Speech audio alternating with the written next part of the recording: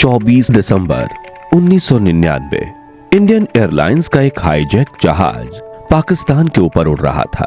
इस जहाज में सिर्फ 10 मिनट का ईंधन बचा था। तभी अपहरणकर्ताओं ने जहाज के कैप्टन देवी शरण के सर पर बंदूक तान दिया और उन्हें लाहौर इंटरनेशनल एयरपोर्ट पर लैंड करने के लिए मजबूर करते रहे। लेकिन पाकिस्तान ये बिल्कुल नहीं चाहता था कि उसका नाम इस हाईजैक से जुड़े, इसलिए उसने एयरपोर्ट के रनवे से लाइट्स बंद कर दी। अब कैप्टन के पास जहाज को रनवे के पास वाले हाईवे पर क्रैश लैंडिंग करने के अलावा कोई रास्ता नहीं था, वरना जहाज में सवार 190 यात्री मारे जाते। लेकिन नीचे हाईवे पर गाड़ियां दौड़ रही थीं, तो फिर कैसे कप्तान ने जहाज की लैंडिंग कर पाई? क्यों अमृतसर, लाहौर और दुबई में 3 बार लैंड करने के बाद भी भारत सरकार इस हाईजैक फ्लाइट को रेस्क्यू करने का ऑपरेशन नहीं चला पाई? अमृतसर में चलाया गया रेस्क्यू मिशन कैसे फेल हुआ, जिस वजह से 190 यात्रियों की जान खतरे में आ गई और उन्हें 7 दिनों तक किसी जहाज में फंसे रहना पड़ा? और इतनी कोशिशों के बावजूद भारत सरकार को 3 खूंखार आतंकवादी रिहा भी करने पड़े। लेकिन क्यों? जानेंगे कंधार हाईजैक केस रोंगटे खड़ी कर देने वाली कहानी में। काठमांडू से दिल्ली आ रहे इंडियन एयरलाइंस के विमान का आज अपहरण कर लिया गया है। तारीख थी 24 दिसंबर 1999, साल का आखिरी महीना। लेकिन भारत के लिए ये वो तारीख थी जिसने आने वाले कई सालों तक सुरक्षा व्यवस्था, कूटनीति और राजनीति को हिलाकर रख दिया। शाम के करीब 4:30 बज रहे थे जब नेपाल के काठमांडू स्थित त्रिभुवन अंतर्राष्ट्रीय हवाई अड्डे से इंडियन एयरलाइंस की फ्लाइट IC-814 दिल्ली के लिए उड़ान भरने को तैयार थी। एयरपोर्ट की हालत किसी कस्बे से ढीले ढाले बस अड्डे से ज्यादा बेहतर नहीं थी और इसी ढिलाई का फायदा उठाकर 5 आतंकवादी हथियारों से भरे बैग लेकर बिना किसी चेकिंग के आसानी से इस विमान पर चढ़ गए, क्योंकि सुरक्षा में तैनात एक अधिकारी उन्हीं का आदमी था। विमान में 179 यात्री और 11 क्रू मेंबर और कॉकपिट में कैप्टन देवी शरण और फर्स्ट ऑफिसर राजेंद्र कुमार एक सामान्य 2 घंटे की यात्रा के लिए तैयार थे। लेकिन उनकी किस्मत उस दिन सामान्य कतई नहीं रहने वाली थी। कुछ ही देर बाद यात्रियों को खाना सर्व किया गया और फ्लाइट में वही रोजमर्रा की शांति फैल गई।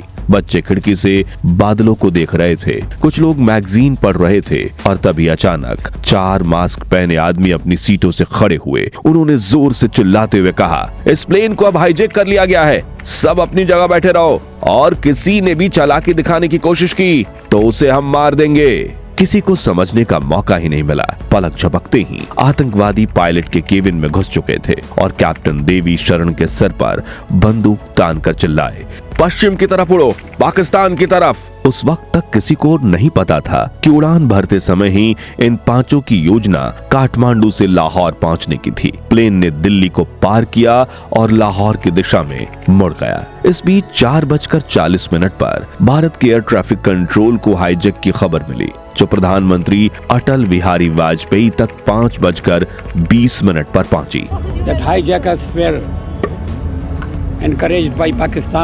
शाम 6:04 पर देवी शरण का मैसेज सरकार तक पहुंचा, प्लेन हाईजैक हो चुका है, हमारे पास सिर्फ आधे घंटे का फ्यूल बचा है, कृपया हमें लाहौर उतरने की अनुमति दिलाएं, वे हमें मार डालेंगे। इधर दिल्ली हवाई अड्डे पर पैसेंजर्स के परिवार वाले सवाल कर रहे थे, हम ये चाहते हैं कि हमारे आदमियों को जल्दी से जल्दी छोड़ा जाए और नहीं तो हमारी महिलाएं, पूरी दिल्ली की मुस्लिम महिलाएं इतना जबरदस्त प्रदर्शन करेंगे कि इनको संभालना भारी हो जाएगा। ऐसे में उस वक्त के civil aviation minister Sharad Yadav को देश के सामने आना पड़ा और उन्होंने मीडिया में कहा, वो सब आसमान में है और पायलट के सिवा कोई कम्युनिकेशन नहीं कर रहा। आतंकियों के पास AK-47 है या पिस्टल है, कुछ भी पक्के तौर पर नहीं कहा जा सकता। मैं कोई अंदाजा नहीं लगा रहा। फ्लाइट में जो यात्री हैं, उनकी सुरक्षा हमारी पहली प्राथमिकता है। इस खबर के साथ पूरे देश में सनसनी फैल गई। उधर पाकिस्तान इस हाईजैक में अपनी भूमिका नहीं दिखाना चाहता था, इसलिए उसने प्लेन को लैंड करने से साफ मना कर दिया। रनवे की बत्तियां बुझा दी और अब कैप्टन को लाहौर के ऊपर रनवे के पास सिर्फ एक हाईवे दिख रहा था जो गाड़ियों से भरा हुआ था।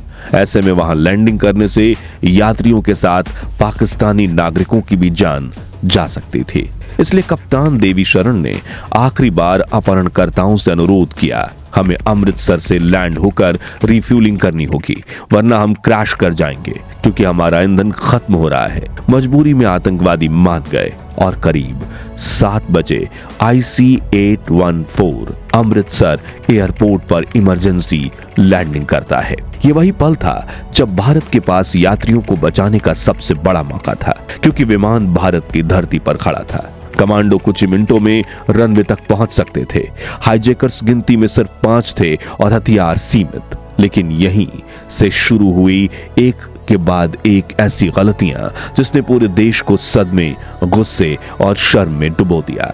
दरअसल सरकार चाहती थी कि प्लेन ज्यादा से ज्यादा देर तक अमृतसर एयरपोर्ट पर खड़ा रहे ताकि कुछ प्लान करने का वक्त मिल जाए। प्लेन के टायर पंचर किए जाने की सोची गई, अमृतसर पुलिस तैनात की गई, लेकिन आतंकवादी पायलट्स को बार बार टेक ऑफ के लिए कह रहे थे और पायलट्स एयर ट्रैफिक कंट्रोल से ईंधन की गुहार लगा रहे थे।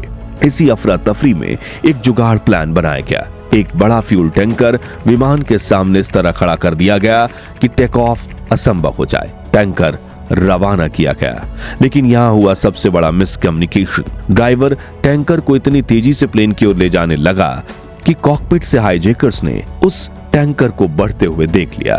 इसी दौरान एयर ट्रैफिक कंट्रोल ने ड्राइवर से कहा कि टैंकर धीरे करो, लेकिन ड्राइवर उनकी बात समझ नहीं पाया और अचानक जोर का ब्रेक मारकर टैंकर को ठीक विमान के सामने रोक दिया। यह दृश्य देखते ही हाईजैकर्स का शक पक्का हो गया। उन्होंने फ्लाइट इंजीनियर अनिल जागिया के सिर पर पिस्तौल रख दी और उल्टी गिनती शुरू की, टेक ऑफ अभी के अभी। कैप्टन देवी शरण ने समझाने की कोशिश की कि सामने टैंकर है, प्लेन टकरा जाएगा, मगर हाईजैकर्स किसी बात को नहीं मान रहे थे। अब पायलट के पास कोई रास्ता नहीं बचा था। उन्हें टैंकर के इतने पास से प्लेन दौड़ाना पड़ा कि टक्कर होते होते बची। शाम 7:50 पर बिना फ्यूल लिए IC-814 फिर एक बार आसमान में ऊपर उठ गया और भारत का सबसे बड़ा रेस्क्यू मिशन शुरू होने से पहले ही फेल हो गया। तभी हवा में पहुंचते ही देवी शरण ने ATC को कपकपाती आवाज में मैसेज भेजा, हम सब मरने वाले हैं। अब विमान पाकिस्तान की ओर मुड़ चुका था। अमृतसर से लाहौर बस 50 किलोमीटर दूर था। लाहौर ATC ने दोबारा साफ कहा, हम लैंड नहीं करने देंगे, और रनवे की सभी लाइट्स फिर बंद कर दी गई। कैप्टन ने पाकिस्तान एयर ट्रैफिक कंट्रोल से लगभग गिड़गिड़ाते हुए कहा, अगर आपने इजाजत नहीं दी तो हम हाईवे पर क्रैश लैंड कर देंगे। तभी जाकर पाकिस्तान पीछे हटा और रात करीब 8 बजे विमान लाहौर के इमरजेंसी लैंडिंग करने में सफल रहा। पाकिस्तानी फोर्सेज ने तुरंत विमान को चारों ओर से घेर लिया। भारत ने पाकिस्तान से अपील की विमान को उड़ने मत देना, लेकिन पाकिस्तान का रवैया धीमा और टाल मटोल वाला रहा। मगर एयरपोर्ट पर खड़े IC-814 के लिए हर मिनट हालात और भयावह होते जा रहे थे। हाईजैकर्स के लगातार दबाव और धमकियों के बीच कैप्टन देवी शरण ने फ्यूल की मांग कर दी और पाकिस्तान ने विरोध के बावजूद विमान को रिफ्यूल कर दिया। लेकिन भारत से बातचीत करने की हाईजैकर्स की मांग पूरी नहीं हो पा रही थी, जिससे उनका गुस्सा अपने चरम पर पहुंच गया और उन्होंने हमला कर दिया। जो अपनी वाइफ के साथ हनीमून से लौट रहे थे, बाद में चलकर रूपीन की मौत हो गई। पाकिस्तान का यहाँ यह काम था हाईजैकर्स ने छेड़ने की, औरत और बच्चों की मांग करना और इंडियन हाई कमिश्नर को हेलीकॉप्टर प्रोवाइड करना ताकि वो यहाँ आकर नेगोशिएट कर सकते। लेकिन पाकिस्तान लेट हेलीकॉप्टर प्रोवाइड करता है और हाईजैकर से ये बात नहीं कराना चाहता। इसी बीच जहाज एक बार फिर पाकिस्तान से टेक ऑफ कर लेता है, लेकिन जहाज के चारों तरफ पाकिस्तानी कमांडोज की गाड़ियां खड़ी थीं और तो और रनवे की लाइट्स भी बंद थी। फिर फ्लाइट ने कैसे टेक ऑफ किया उसके बारे में सही जानकारी आज तक नहीं मिल पाई। लाहौर से टेक ऑफ करने के बाद विमान काबुल होते हुए मस्कट और फिर ओमान तक गया, लेकिन कहीं लैंड करने की परमिशन नहीं मिली। आखिरकार 25 दिसंबर की सुबह करीब 3 बजे विमान दुबई में लैंड हुआ। यहाँ ईंधन भरे जाने के एवज में 26 यात्रियों को रिहा करने पर समझौता हुआ। रिहा हुए ज्यादातर यात्री बीमार, वृद्ध लोग और औरतें थे। यात्रियों को लाने मंत्री शरद यादव खुद उसी दिन दुबई पहुंचे। साथ में रूपन कात्याल का पार्थिव शरीर भी दुबई में उतारा गया। रिहा हुए यात्री बताते हैं, हाईजैकर्स ने औरतों और मर्दों के अलग ग्रुप बांट रखे थे। हाईजैकर्स की टीम में 5 लोग थे जिन्होंने अपने कोड नेम रखे थे चीफ बर्गर, डॉक्टर, शंकर, भोलाबाद। बाद में पता चलता है कि उनके असली नाम थे इब्राहिम अख्तर, शहीद अख्तर, सईद, सनी अहमद काजी, जहूर मिस्त्री और शाकिर, जिनमें से ज्यादातर पाकिस्तानी नागरिक थे। खैर, अब विमान ने अफगानिस्तान में काबुल की तरफ उड़ान भरी, लेकिन काबुल एयरपोर्ट की तरफ से विमान को कांधार ले जाने को कहा गया। 26 दिसंबर की सुबह करीब 8 बजे विमान कांधार हवाई अड्डे पर लैंड कर चुका था। इसके बाद IC-814 विमान पूरे 6 दिनों यात्रियों की जेल बना रहा। उनका खाना खत्म हो चुका था, पीने के लिए पानी नहीं था और टॉयलेट्स पूरी तरह से भर गए थे। यहाँ से अजित डोभाल की हाईजैकर्स से बात करने की शुरुआत हुई, जिन्होंने बताया कि तालिबानियों ने जानबूझकर पूरे इलाके को घेर रखा था ताकि भारत अपनी सेना के साथ कोई ऑपरेशन ना कर पाए। साथ ही उन्हें पाकिस्तानी ISI से एक्टिव सपोर्ट मिल रहा था। इधर भारत कुछ दिन पहले ही करगिल युद्ध से उबरा था। विपक्ष और जनता तत्कालीन प्रधानमंत्री अटल बिहारी वाजपेयी को इसके लिए जिम्मेदार ठहरा रहे थे। ऐसे में दिल्ली में तमाम मुलाकातों और बैठकों का सिलसिला चल रहा था और सड़कों पर लोग चिल्ला रहे थे, हमें हमारे रिश्तेदार चाहिए, हमें कोई फर्क नहीं पड़ता किस बदले में क्या लेना देना है, यदि कश्मीर देना है तो दे दो, कुछ भी दे दो, हमारे लोगों को घर वापस लाओ। कांधार में बातचीत शुरू हुई।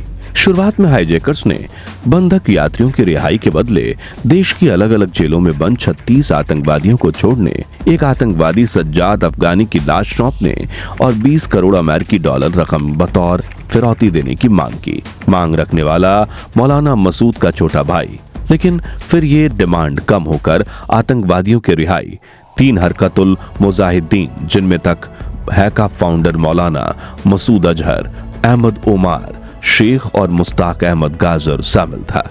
आखिरकार 31 दिसंबर 1999 न्यू ईयर की रात दुनिया जश्न मना रही थी और भारत अपने इतिहास के सबसे दर्दनाक फैसले पर टिका था।